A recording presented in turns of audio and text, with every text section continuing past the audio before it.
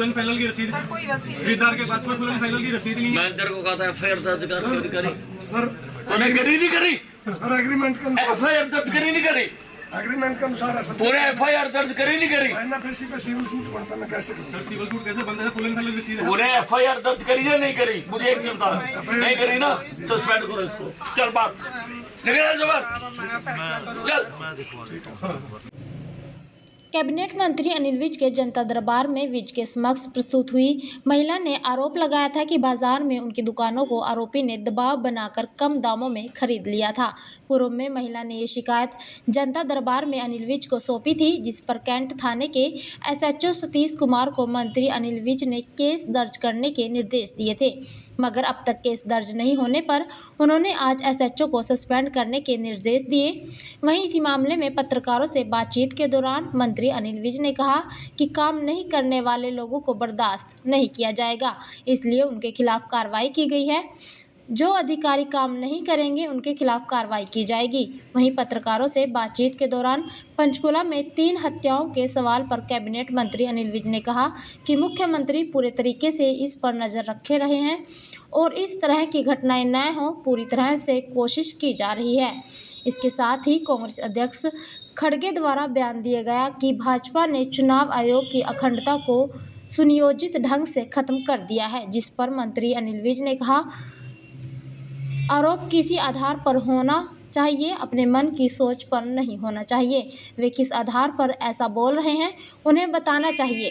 वहीं दिल्ली के पूर्व सीएम अरविंद केजरीवाल के आरोप की भाजपा पूर्वांचलियों की तुलना बांग्लादेशियों से कर रही है, पर मंत्री अनिल विज ने जवाब देते हुए कहा कि दिल्ली में आजकल झूठ बोलने की रेस लग रही है, जिसमें केजरीवाल चाहते हैं कि वे आगे निकल जाएं, आतिशी चाहती है कि वे आगे निकल जाएं, इसलिए वे तरह तरह की बातें कर लोगों को गुमराह कर रहे हैं। किसान नेता ढलेवाल की तबीयत बिगड़ने के मामले में मंत्री अनिल विज ने कहा कि ये मामला पंजाब का है, उन्हें इस बात का ख्याल रखना चाहिए और किसानों से बात करनी चाहिए।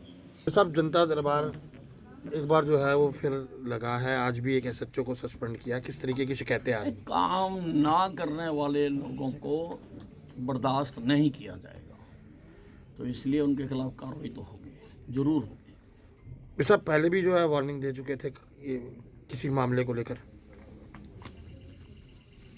हाँ, मैंने आपको बताया ना कि जो अधिकारी काम नहीं करेंगे उनके खिलाफ कार्रवाई जरूर की जाएगी।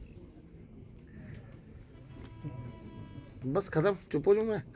सरकार ने निर्वाचन आयोग की अखंडता को सुनियोजित तरीके से जो है वो नष्ट कर दिया है।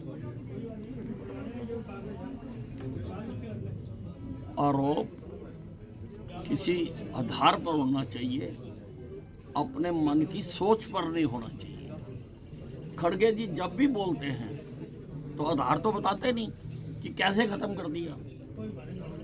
नरेंद्र मोदी जी ने कैसे चुनाव आयोग क्यों खत्म कर दिया, ये भी तो वो बताएं। ये सब केजरीवाल जो है आरोप लगा रहे हैं कि भाजपा जो है वो पूर्वांचलियों की तुलना बांग्लादेशियों से कर रही है। देखिए, दिल्ली में आजकल झूठ बोलने की रेस लग रही है। अब उसमें केजरीवाल जी चाहते हैं मैं आगे निकल जाऊं और आतिशी चाहती है कि मैं आगे निकल जाऊं, तो दोनों तरह तरह की बातें कह के लोगों को गुमराह कर रहे हैं।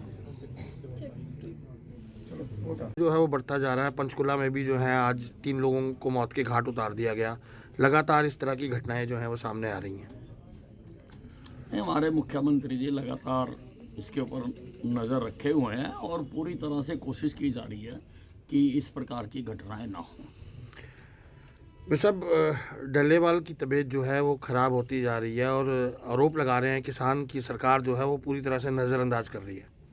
हाँ, पंजाब में आम आदमी पार्टी की सरकार है और उनको माननीय उच्चतम न्यायालय ने भी कहा है और बतौर सरकार भी उनका फ़र्ज बनता है कि वो जाकर देखें कि वहाँ पर स्थिति ज़्यादा ख़राब ना हो और डल्लेवाल को जो स्वास्थ्य संबंधी सेवाएं दी जानी चाहिए वो दी जानी चाहिए और उनको नज़र रखनी चाहिए कि हालात ज़्यादा ख़राब ना हो। सर सरवत सिंह पंधेर ने कहा कि बीजेपी के जो नेता हैं वो सेंटर से बात करें और ये आंदोलन सिर्फ पंजाब का नहीं पूरे देश का है, पूरे देश के किसानों की मांग है।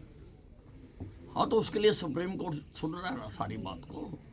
सुप्रीम कोर्ट सारी बात को सुन रहा है, पर जहाँ तक लॉ एंड ऑर्डर की बात है वो तो वहाँ की स्टेट के दायित्व है।